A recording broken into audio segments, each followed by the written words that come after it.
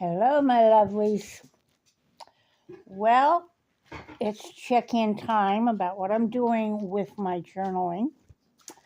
And this week's project, which is about, a quarter of the way finished because there's going to be several signatures going into it, is called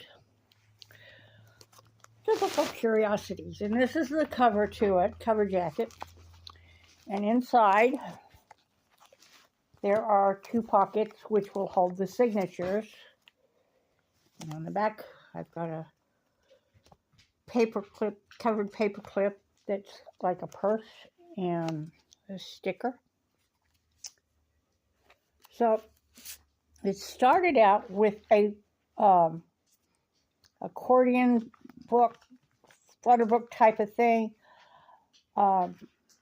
This is a prototype of it, and it did not turn out as good as I wanted it to because I was using 12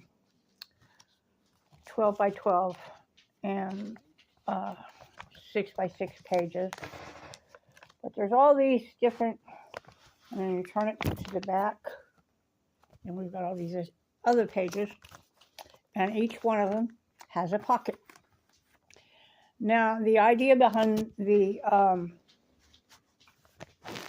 Book of Curiosities, it's for a game. It's going to be popping up one of the games that I DM in,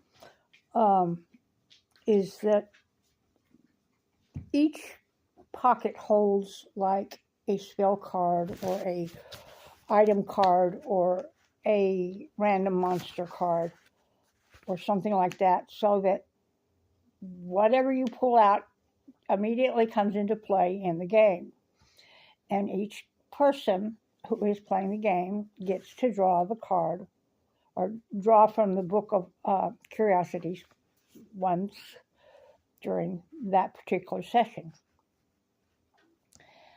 And it's a magical item that refills itself every 24 hours, which is why the rule that you only do it once per session, and that way I can refill it in between times, and it won't necessarily refill with the same cards.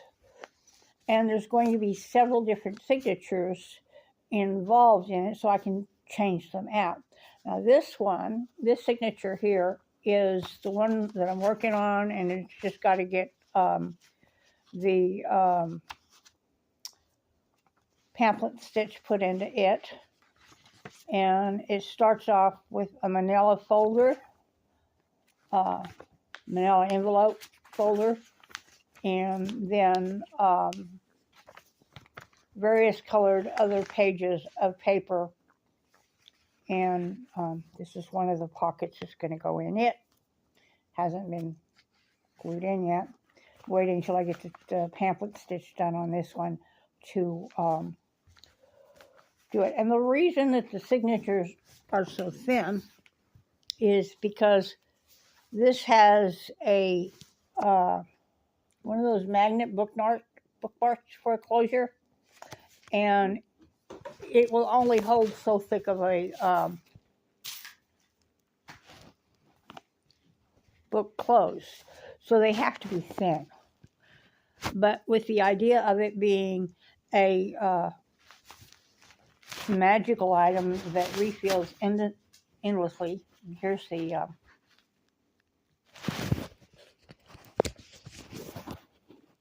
so you can see how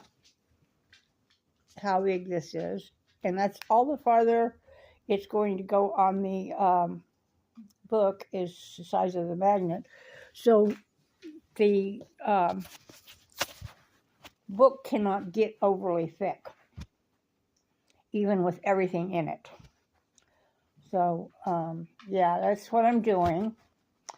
And I had something happen today that I wanted to pass along to everybody else. We've had some incredibly cold weather after a snow and ice storm. And it's been getting down in like single digits at night with wind chills of like 15 below. And during the day, it's not getting a whole lot warmer. Well, I went to go let Miss Roxy, my younger of the two dogs, outside. And the first time I let her out, it was okay. The second time I let her out, the door was stuck. And with all my strength, working with a wrist that's healed up from being broke, and the left side of my body is not as strong since the assault that left me walking on a cane. But I pulled with all my, turned the knob and I pulled with all my strength and couldn't get it to open. So I had to go get Patrick, because he hadn't left for work, to open the door. And he even had problems with it. Well, it turns out that what is happening is that the door is sweating from condensation because the inside of the house is warmer than it is outside. And ice is forming along the weather stripping between the outside and the inside. And it had literally adhered itself to the door so that it was stuck because I had closed the door, all the way. So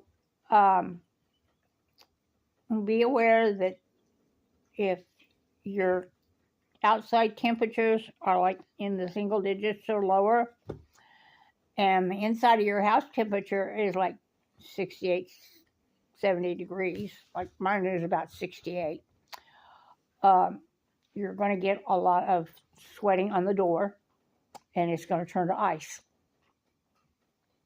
And if you've got weather stripping, which is going to keep, the really cold stuff from coming in, it's when the weather stripping gets good and cold, and the door gets good and cold, and you have the ice forming, it's going to get stuck. All right. Well, I guess that's it for today, but I did want to show you what I'm working on. And like I said, this is only partly finished. And the idea behind it, the story behind it, is that it is one of 3 known to be in existence. And it's the only one that was repaired by the Gahom gnomes. The Gahom gnomes come from a novel series that I read years ago. And I forget the name of the series, and I think it was one of those, it was a fantasy novel, and there was like a wizard that was a turtle, and his shell was like a cabinet of curiosities because there was all these drawers that he pulled stuff from that was part of his shell. And there was a human man and a bunch of other companions that were of various different fantasy races. But they came across the Gahom gnomes, and the Gahom gnomes were called that because nobody liked gnomes, so they would say Gahom gnome. And but the Gahom gnomes in my campaigns were map makers. And they made maps that looked like a 5-year-old who might have been slightly dyslexic, come to think of it, drew them. Because I'm the one that draws the maps, and a lot of the times I have one of my fractures in my personality because I had DID from really serious child abuse. Is about 5 years old. And her name is Kathy Ann. And Kathy Ann sometimes does artwork and maps and things. And so she draws the maps that the Gahom gnomes drew. And so they also are collectors of books and archivists, and they repair books. So this particular Book of Curiosities was repaired by the Cajon gnomes, and the special magic that they used in repairing it is what makes it able to refill every 24 hours and not be refilled with the same cards all the time. So, and it's going to show up in a game. But I thought it was kind of fun and cute. And the next one I work on, next thing I'm going to work on after this is a waterfall journal, cascading waterfall journal. And the idea was done by Natasha from Treasure Books.